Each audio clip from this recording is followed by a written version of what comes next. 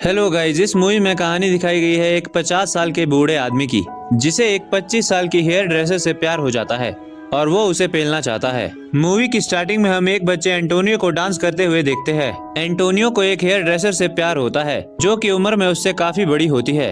उसको देखने के लिए वो अक्सर उसकी दुकान के पास जाया करता था। वो लेडी अपने एरिया की काफी फेमस हेयर ड्रेसर होती है, जहाँ पे काफी सारे आदमी उसको ताड़ने के बहाने उससे कटिंग करवाने आते थे, जिसमें से एक एंटोनियो भी होता है, जो कि अक्सर उसकी दुकान में बाल कटवाने आया करता था और अपनी आंखें सेका करता था और दिन भर उसी के बारे में सोचता रहता था। एक दिन जब वो दोबारा लेडी की शॉप पे जाता है तो उसकी डेथ हो चुकी होती है, जिसके बाद कहानी कुछ साल बाद की दिखाई जाती है, जहां एंटोनियो बूढ़ा हो चुका है, लेकिन वो अभी तक सिंगल होता है। उसने शादी नहीं की होती है क्योंकि वो उस हेयर ड्रेसर से प्यार करता था और अभी भी उसे याद किया करता था।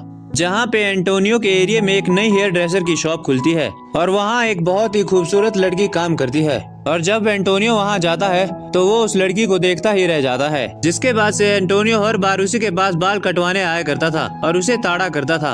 अब वो उसे पसंद करने लगा था और वो उसे एक दिन प्रपोज कर देता है, लेकिन सोफिया उसकी बातों को मजाक समझकर उसे मना कर देती है और अब एंटोनियो उसके पीछे ही पड़ जाता है। और एक दिन मौका पाके जब वो दुकान में अकेली होती है तो वो उसे सेड्यूस करने लगता है और सोफिया भी उसे नहीं रोकती, जिसके बाद वो घपाघप कर लेते हैं। जिसके बाद से ही इनका रिलेशन चालू हो जाता है और जब शॉप में कोई नहीं होता तब ये रोमांस करते रहते हैं और कुछ टाइम बाद ये दोनों शादी भी कर लेते हैं। और शादी के बाद भी सोफिया ने अपना हेयर ड्रेसिंग का काम चालू रखा होता है, जिसमें एंटोनियो भी उसे सपोर्ट करता है। और जैसे ही दुकान बंद होती है तो ये लोग शटर डाउन करके रोज घपाघप करते हैं।